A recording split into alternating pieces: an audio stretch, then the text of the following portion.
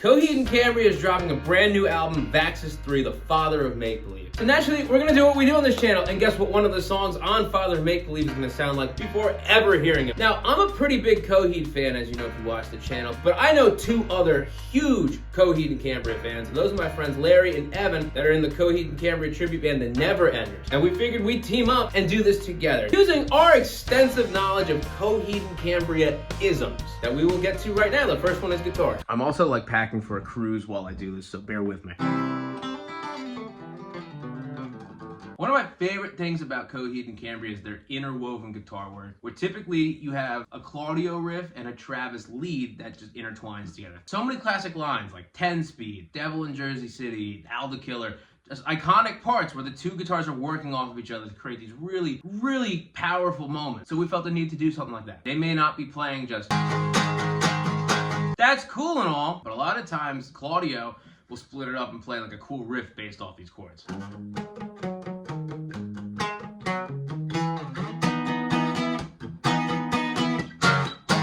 We basically need one guitar holding down the fort, for lack of a better word. All right, we gotta talk about a very important part of writing a Coheed song, and that is the Travis Stever parts, which is why I got the Les Paul out, because that's what he plays. We gotta talk about how he writes stuff. He has a very interesting guitar style, which I have grown to love. But he comes up with these really interesting and unique parts that's like lead rhythm guitar, because they're like super repetitive, but they're not. They're always just a smidgen different each time, and they really complement the riff. I have my main riff here.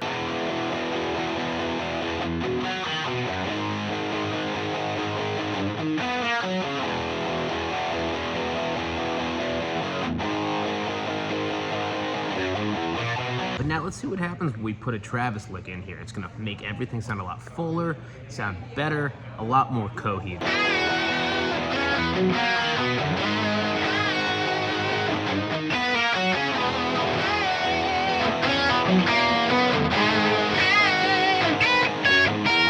Now that we know how the guitars are gonna be, we gotta talk about the other elements, the rhythm section, the bass, and the drums. I gotta get to TSA, so I don't have time to talk about the bass, but I'm gonna defer to Larry to tell you all about Coheed bass playing. So yeah, Zach Cooper is a very dynamic, melodic, and evolutionary bass player. So I wanted to try to get some Zach-isms in this song, and you know, if I had to try to trace some lineage to what he does in some Coheed songs to maybe some of the things that I threw in here as an inspiration to him. As one example, you know, like in the verse of Dark Sentencer, there's kind of like this melodic bass fill that goes with the vocal lines at the time when there's not much else going on in the song. And so I did something similar to that in the second verse of this song, where it's... Another interesting thing is in the bridges of Island, Zach kind of does this really almost dissonant, harmonic, sustained, sliding note thing that's like very slow. So I kind of threw that into the bridge here, where it goes like this. You know, just in general, a lot of the times he goes ham in the final chorus or outro of a song. You know, to me, most prominently, it makes me think of Domino, some of the super big fills that he has in there. Instead of just repeating the chorus pattern here, I did some things like... So Zach, thank you for everything that you do. You're a great bass player, and appreciate you sharing some of that with the rest of us. Thank you for that, Larry. Now, Evan, teach us about some drum stuff. Hi everybody, my name's Evan Kelly. I'm the drummer for the Never Enders, and I'm just gonna take a minute to talk about a couple things that I did to emulate Josh Shepard from Coheed in this Father of Make-Believe, what we think will sound like the Father of Make-Believe. So for those that don't know, Josh is an open-handed drummer, so typically drummers play overhand, like this. Josh likes to play open-handed, which makes my job as the Coheed cover band drummer kind of difficult, because Josh has the ability to move around a little bit more. You know, my setup, as you can see here, there's a ride, crash, and a China. Almost all of this is on his side of the kit over here on his left side. He still has his main ride over here, but I'm pretty sure that his crashes are ride crashes, so he's got a little bit of a larger bell. So you'll hear typically Josh will sometimes go from the hi-hat and do like a little ting-ting on the bell here. And it's a lot easier when you're playing open-handed to just kind of move your hand over and go like that, as opposed to moving across the kit like this. You know, he'll be playing like this and then just hit his China really fast. Here we have to move over.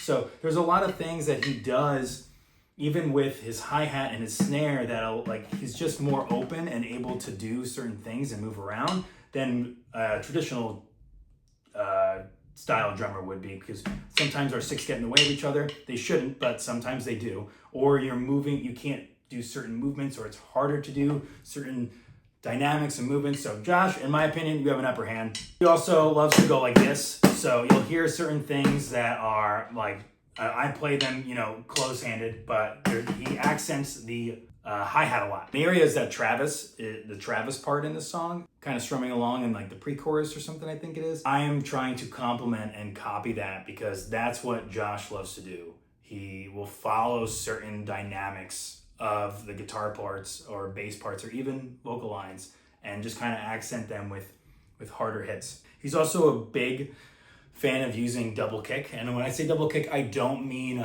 double bass. I mean like quick single strokes. He's kind of relentless with it, of how fast and technical he can be sometimes. Granted, I don't think that this song called for a lot of that. It's kind of hard to fit it into this arrangement that we had, but you'll notice there's a couple parts, you know, there are like breakdowny part, you can call it, toward the end, where originally when we had sat down and done this song, I had felt that would be cool to do double bass to match the guitar chugs. And as we discussed more and more, we felt that it felt like too metalcore-ish. It's super cool. The arrangement was cool. Maybe we'll put out, you know, like what the original arrangement was, and you can kind of see how the evolution of the song happened. You know, Nick and I were talking a couple days ago about this, and it's not really a Josh move to just have like we decided that a gallop would fit better there, and that's very Josh. So yeah, enjoy the track. Make sure you like and subscribe, and go follow the Neverenders Band on Instagram. 6. Now that we got the instrumental down, we got to talk about like lyrics.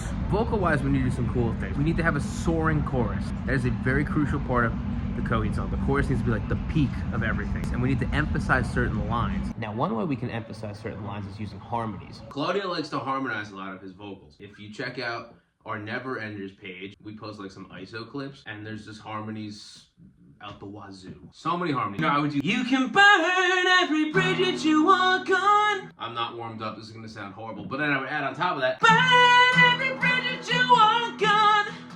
Deal with the devil tonight. And one last Claudio-ism that we can add to the Coheed-isms. He does these things where he just adds like, it's almost like melodies on syllables. I don't know how to describe it. It's cool. Is this correct? On with the show.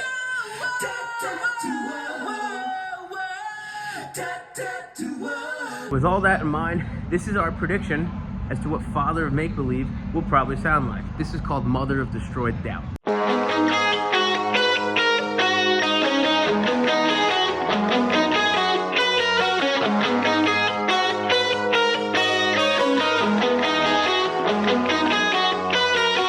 I see the pain running through your eyes. Why did we ever try? It's quite a gaze I've learned to despise. I can't believe you made it even to the corner and feel. Now time will only tell you gonna burn in hell.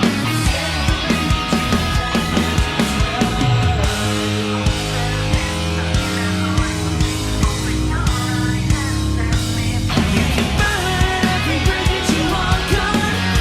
Deal with the devil tonight.